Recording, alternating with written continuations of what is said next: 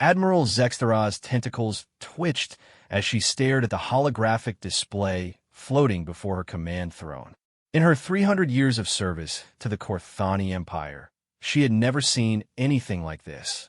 The massive dreadnought Eternal Dominion hummed around her, its sensors working overtime to make sense of what they had discovered. "Report," she commanded, her voice carrying the authority of someone who had conquered 17 star systems. Commander Vexic, her primary tactical officer, approached with obvious nervousness. His scales had shifted to a pale blue, indicating deep confusion. "Admiral, the object continues to defy all our understanding. It appeared in Sector 7 Alpha without any hyperspace signature, no dimensional tear, no energy discharge. One moment the space was empty, the next moment it was there." Zextara's eyes narrowed as she studied the vessel on the screen. It was unlike anything in their extensive databases.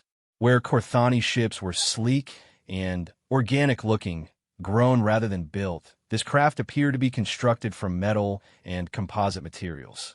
It was angular, almost primitive in design, yet something about it made her primary hearts race with unease. "Size comparison?" she asked. "Approximately 2 kilometers in length, Admiral. Much smaller than our dreadnought, but larger than our heavy cruisers. The concerning part is the complete absence of any identification protocols, energy signatures we recognize, or response to our hails." The Admiral's attention shifted to her science officer, a brilliant Korthani named Zelera, whose purple coloring indicated deep thought. "Analysis? Admiral, this vessel breaks every rule we know about space travel. Our sensors detect no antimatter cores, no fusion reactors, no dark energy collectors. Yet it maintains perfect position and appears to be scanning us with technology we cannot identify. Most troubling of all, it seems to exist in a state of technological impossibility." Zextara leaned forward in her throne. The Korthani Empire had dominated this galaxy for over 2 millennia. They had encountered hundreds of species, some primitive, others advanced, but all following the same basic principles of physics and technology. This ship challenged everything they knew. Could it be a probe from the Veilthic Collective? She wondered aloud, referring to their only major rival in this region of space. "Negative, Admiral," Vexic replied quickly. "We know Veilthic technology intimately. Their ships are crystalline structures that resonate with harmonic frequencies. This vessel shows no such characteristics. In fact, it shows no characteristics we recognize at all." The bridge fell silent except for the ambient hum of the ship's systems. Every officer present understood the implications. The Korthani Empire's power rested on their technological superiority. They had the most advanced sensors, the most powerful weapons, the most sophisticated defensive systems. Yet here was a vessel that their scanners could barely detect properly, that gave off no energy readings they could interpret. "Weapon status?" Zextara asked, though she hoped it wouldn't come to that. "All systems ready, Admiral. However, our targeting computers are having difficulty maintaining a lock. The ship seems to exist in a state of quantum uncertainty that interferes with our targeting matrices." Before the Admiral could respond, the communications officer, a young Korthani named Mordas, straightened suddenly. "Admiral, we're receiving a transmission." "On speaker," she commanded immediately. The bridge speakers crackled with static, then cleared to reveal something that made every Korthani on the bridge freeze in shock. The voice was speaking in perfect Imperial Korthani, with proper grammar and formal diplomatic protocols. "Greetings, vessels of the Korthani Empire. This is Captain Sarachun of the Earth ship Defiance. We come in peace and request permission to establish diplomatic contact." The silence that followed was deafening. Admiral Zextara felt her primary heart skip several beats. Not only had this impossible ship somehow learned their language, but it claimed to be from a world called Earth, which existed nowhere in their star charts. "Admiral," Zelera whispered, her voice barely audible. "According to our linguistic analysis, that transmission originated from inside their ship using what appears to be biological vocal cords, not artificial communication systems. Whatever sent that message is alive, organic, and speaking our language as if they've known it for years. Zextara stared at the mysterious vessel, her mind racing through possibilities. An unknown species with impossible technology had appeared in Corthani space, speaking their language perfectly, claiming to represent a world that didn't exist in any of their records. "Open a channel," she said finally, knowing that this moment would change everything for the Empire forever. Captain Sarah Chun stood on the bridge of the Defiance, her hands clasped behind her back as she watched the massive alien dreadnought on the main screen. The ship was beautiful in its own way, all flowing curves and bioluminescent patches that pulsed with soft light. It was also absolutely massive, easily 10 times the size of her own vessel. "Captain," Lieutenant Commander Rodriguez called from the communication station. "We're receiving a response." The main screen flickered, and suddenly, Sarah found herself looking at something that would have terrified most humans. The alien admiral was clearly not human, with 4 arms ending in tentacle-like appendages, large multifaceted eyes, and scales that shifted color as Sarah watched. Yet there was something unmistakably intelligent and dignified about the creature's bearing. "I am Admiral Zextara of the Corthani Imperial Fleet," the alien spoke, and Sarah was amazed to hear the words in perfect English. "You claim to represent Earth, yet no such world exists in our charts. Explain how you came to be in Imperial space without our sensors detecting your approach." Sarah stepped forward, maintaining diplomatic protocol despite the surreal nature of the situation. "Admiral Zextara, I appreciate your directness. The truth is, we didn't travel to your space in any conventional sense. We're not even sure how we got here ourselves." Behind her, Dr. Marcus Webb, the ship's chief scientist, was frantically working at his console. He looked up and caught Sarah's eye, giving her a subtle nod. The translation systems were working perfectly, which meant their first gamble had paid off. "Our ship was conducting experimental tests near our home system when we encountered what our scientists call a quantum cascade failure," Sarah continued. "One moment we were in Earth space, the next we found ourselves here, wherever here is." She could see the alien admiral's scales shifting colors, which their preliminary analysis suggested indicated emotional states. "Admiral, perhaps we could benefit from an exchange of information. We're as confused about our presence here as you are about ours." On her private command channel, Sarah heard Dr. Webb's voice in her earpiece. "Captain, their ship is incredible.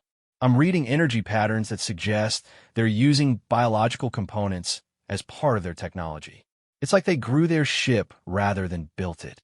Admiral Zextara seemed to consider Sarah's words carefully.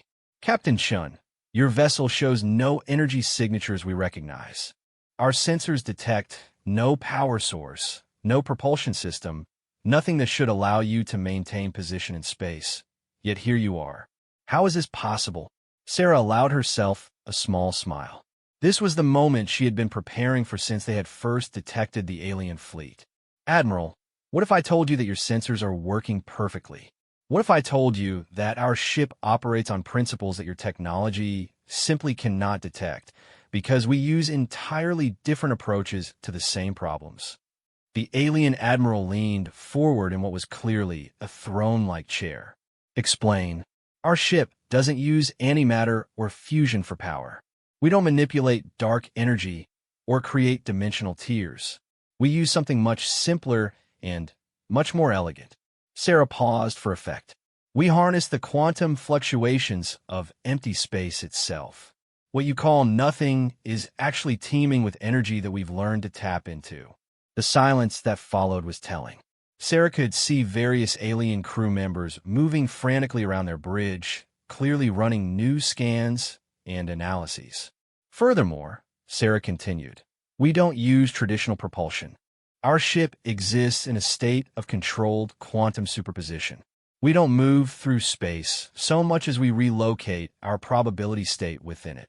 Dr. Webb's voice crackled in her earpiece again. "Captain, their ship's scanning intensity just increased by 400%. I think we got their attention." Admiral Zextara's scales had shifted to what their database suggested was deep purple, indicating intense concentration or concern. "Captain Chun, What you described should be impossible. Quantum mechanics at macroscopic scales cannot be controlled in the manner you suggest. With respect, Admiral, impossible is a word that often simply means not yet understood. Humans have a tendency to find ways around impossible. Sarah gestured to her crew around the bridge. We're a young species, Admiral. We've only been traveling among the stars for a few decades. But we've learned to think differently about problems. Young species, Admiral Zextara's voice carried surprise. Your technology suggests an ancient civilization. Sarah laughed, a sound that seemed to intrigue the alien crew. Admiral, humans have been spacefaring for less than a century. We've been using quantum technology for only 50 years. What we lack in experience, we make up for in creativity and stubbornness. She could see the Admiral's tentacle-like fingers moving over controls, clearly accessing databases and consulting with her crew. Captain, your species' name does not appear in any of our records, and we have cataloged every known intelligence in this galaxy. That's because we're not from this galaxy, Admiral, Sarah replied calmly. Earth is located in what we call the Milky Way galaxy. If our calculations are correct, we're currently approximately 2.5 million light-years from home. The reaction on the alien bridge was immediate and dramatic.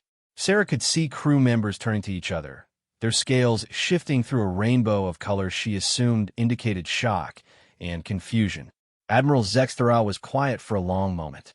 When she spoke again, her voice carried a weight that suggested the magnitude of what she had just learned. Captain Chun, are you telling me that your species has developed technology capable of instantaneous intergalactic travel? Sarah's smile widened. Admiral, that's exactly what I'm telling you. Admiral Zextara's private quarters aboard the Eternal Dominion had never felt so small. She stood before a massive holographic display, showing tactical analyses, technological assessments, and theoretical models that her best scientists had been working on for the past 6 hours. Every projection told the same impossible story. Commander Vexic entered at her summons, his scales a worried shade of orange. Admiral, the Science Council has completed their preliminary analysis of the human vessel. Tell me, she said, not turning from the display. Ma'am, according to our readings, their ship shouldn't exist. The hull appears to be composed of materials that exist in quantum superposition. Our scanners detect it as both solid matter and empty space simultaneously. When we attempt to lock weapons on it, our targeting systems report that there's a 60% chance the ship isn't actually there. Zextara's tentacles curled in frustration. What about their power source? That's where it becomes truly disturbing, Admiral. They appear to be telling the truth about harnessing quantum vacuum energy. Our theoretical physicists insist it's impossible, but the energy readings we're getting suggest they're drawing power directly from the fabric of space-time itself. If their technology is scalable. He trailed off, the implications too enormous to voice. A single ship powered by infinite energy, Zextara finished for him. Continue your report. Admiral, we've analyzed their communication systems. They're not using subspace transmissions or quantum entanglement networks like every other species we know. They appear to be communicating by temporarily altering the fundamental constants of local space-time to create information-carrying wave patterns. Zextara, finally, turned to face her subordinate. Are you telling me they're rewriting the laws of physics to send messages? In localized areas, yes, ma'am. The energy requirements should be astronomical, but because they're drawing from quantum vacuum, the cost is essentially zero. The Admiral moved to her meditation alcove, a space where she had solved countless strategic problems over her centuries of command. What does intelligence estimate regarding their military capabilities? Vexic's scales darkened to deep red, indicating serious concern. Admiral, if their defensive capabilities match what we've observed of their other technologies, a single human vessel could potentially disable our entire fleet. Explain. They've demonstrated the ability to exist in quantum superposition, which means traditional weapons would have difficulty hitting them. They have unlimited power generation, which suggests unlimited defensive shielding capacity. And if they can manipulate space-time for communication, they likely can do so for weapons as well. Zextara was quiet for a long moment, processing the implications. The Korthani Empire had built its power on technological superiority. They possessed the most advanced weapons, the strongest defenses, the fastest ships. Every species they encountered was either far behind them technologically or roughly equivalent. Never had they met a species that was potentially centuries ahead. "What about their numbers?" she asked. "Unknown, Admiral." Captain Chun has been evasive about the size of their civilization, but she's implied that Earth is just one of many human colonies. When pressed about their military, she mentioned something called the Human Defense Fleet, but provided no details about its size or capabilities. A chime indicated an incoming communication. "Admiral," came the voice of her communications officer. "Captain Chun is requesting another conversation. She says she has a proposal for you." "Put her through." The holographic display shifted to show the human captain. Even after hours of interaction, Zextara found it unsettling how similar humans were to Korthani in basic body structure, yet how different in so many details. The captain's face showed an expression that universal analysis suggested was confidence mixed with concern. "Admiral Zextara," Captain Chin began, "I've been discussing our situation with my crew, and we'd like to propose a solution that benefits both our peoples." "I'm listening." "Admiral, we're lost. We have the technology to return home, but we need detailed star charts and navigational data to plot our course back to our galaxy. We're willing to trade something valuable for this information." Zextara's interest piqued. "What do you offer in exchange?" Captain Chun smiled, an expression that their analysis indicated was positive intent. "Admiral, what if I told you that we could teach your people how to harness quantum vacuum energy? What if we could show you how to build ships that exist in superposition states, making them nearly invulnerable to conventional weapons?" The offer was staggering. Technology that could revolutionize the entire empire, making their already powerful fleet utterly unstoppable. But Zextara was a veteran commander, and she sensed there was more to this proposal. "Continue," she said carefully.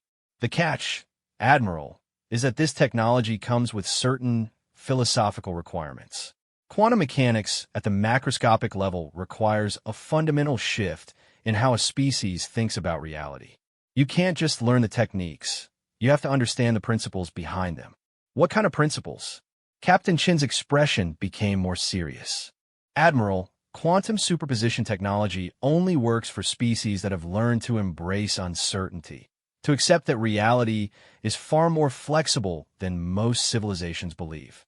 It requires a level of mental adaptability that many species find challenging." Zextara felt a chill run through her. "Are you suggesting that your technology would change how Korthani think?"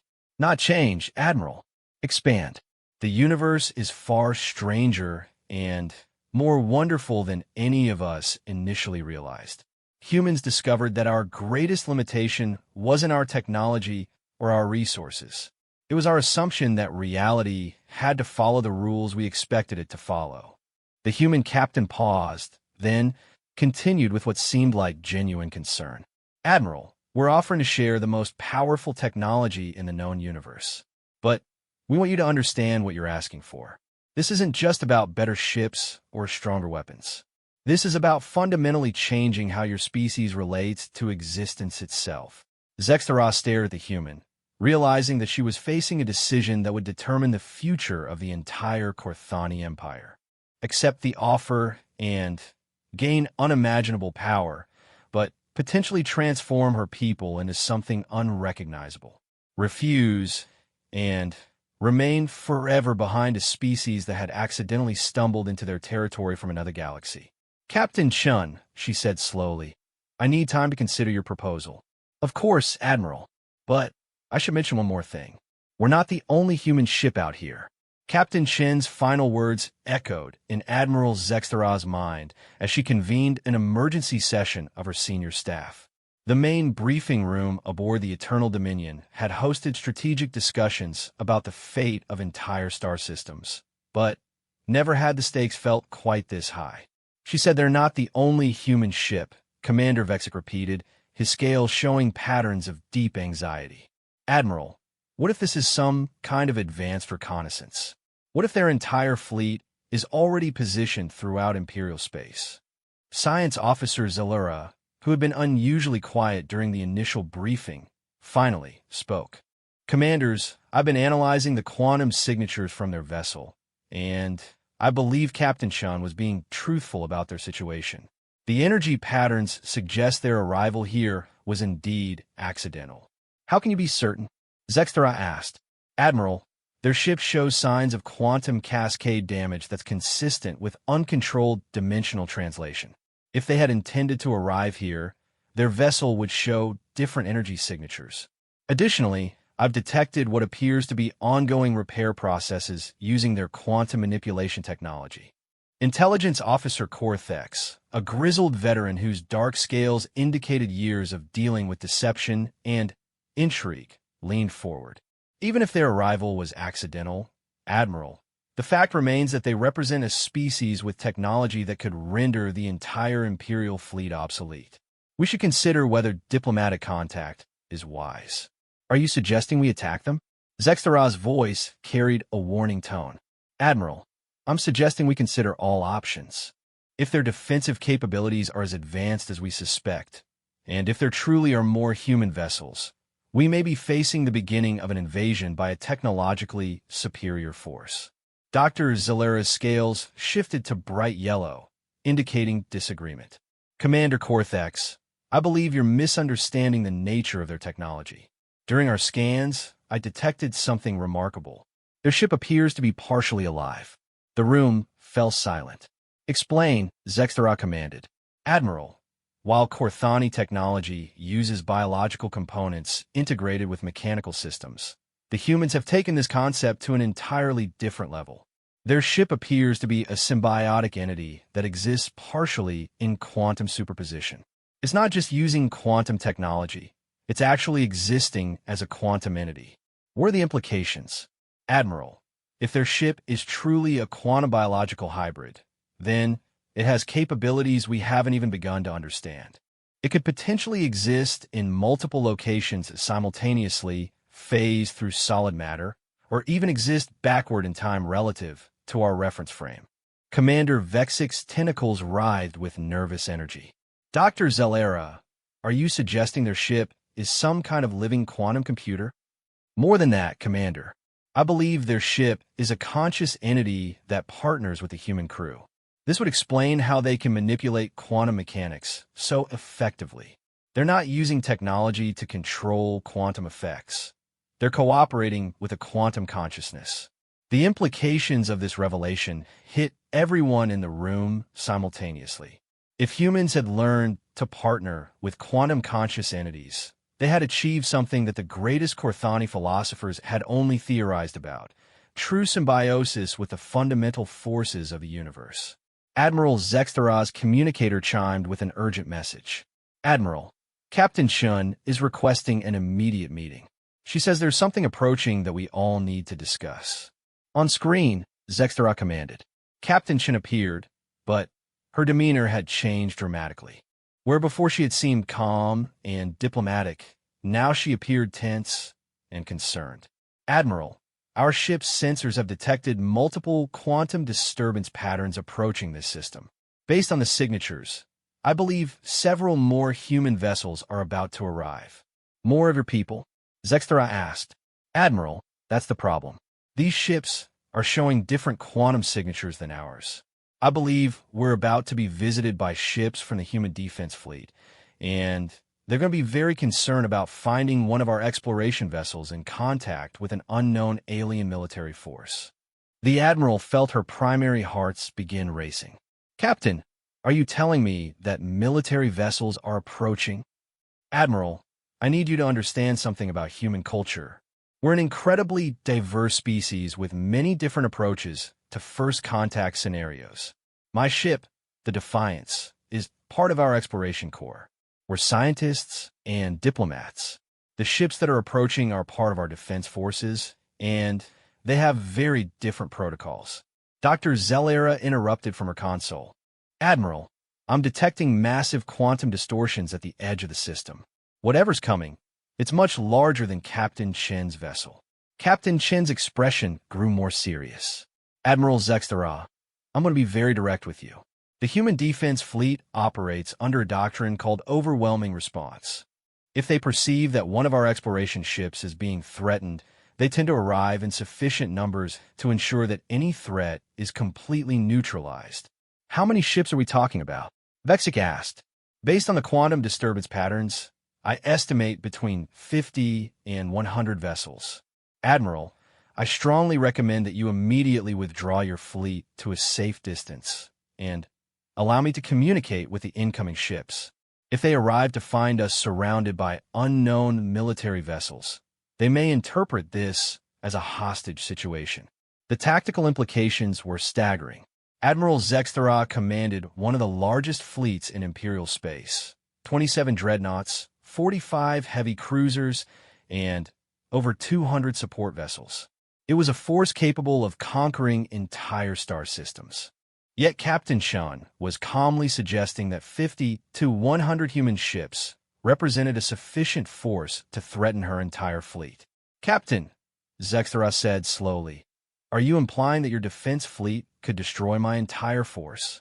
Captain Chen's expression became genuinely sympathetic. Admiral, I'm not implying anything. I'm stating directly that if the human defense fleet determines that Imperial forces represent a threat to our exploration vessel, they have the capability and the doctrine to eliminate every ship in your fleet in approximately 37 seconds. She paused, letting that information sink in. However, Admiral, they're not unreasonable. If I can explain to them that we're engaged in peaceful diplomatic contact, and if your fleet withdraws to what they'll consider a safe distance, then we can continue our discussions without anyone feeling threatened. Dr. Zalera looked up from her instruments, her scales pale with shock. Admiral, the quantum distortions are increasing exponentially. Whatever's coming, it's arriving faster than our current understanding of physics suggests should be possible. Captain Chen nodded grimly. Admiral, you have approximately 10 minutes to make a decision. Will you withdraw your fleet and allow me to explain the situation to my people? Or will you maintain your current positions and hope that the human defense fleet interprets your intentions as peaceful? Admiral Zextara stared at the human captain, realizing that in the span of a few hours, the balance of power in the entire galaxy had fundamentally shifted. The choice she made in the next few moments would determine whether the Corthani Empire continued to exist as a sovereign power or became a footnote in the history of human expansion. Admiral Zextara made the hardest decision of her 3-century career in less than 30 seconds. All ships implement withdrawal pattern Delta 7. Retreat to minimum safe distance and hold position. Weapons to standby mode. Shields to minimal power. Commander Vexic looked at her in shock. Admiral, you're ordering the entire Imperial fleet to withdraw from unknown vessels. Commander, I'm ordering the fleet to survive what may be the most significant first contact event in galactic history, she replied firmly. Captain Chen, we are complying with your recommendation. Captain Chen's relief was visible. Thank you, Admiral. I'm transmitting our current diplomatic status to the incoming fleet now. Please maintain your current positions and avoid any actions that could be interpreted as aggressive. On the main display, space itself began to ripple and distort as reality bent around the arriving human vessels. What materialized defied everything the Corthani knew about space travel. The ships didn't emerge from hyperspace or dimensional gates. They simply flickered into existence as if they had always been there. Dr. Zalera's voice was barely above a whisper. Admiral, I count 67 vessels of varying sizes. The largest is approximately 15 kilometers in length. They're not showing up on our sensors as solid matter.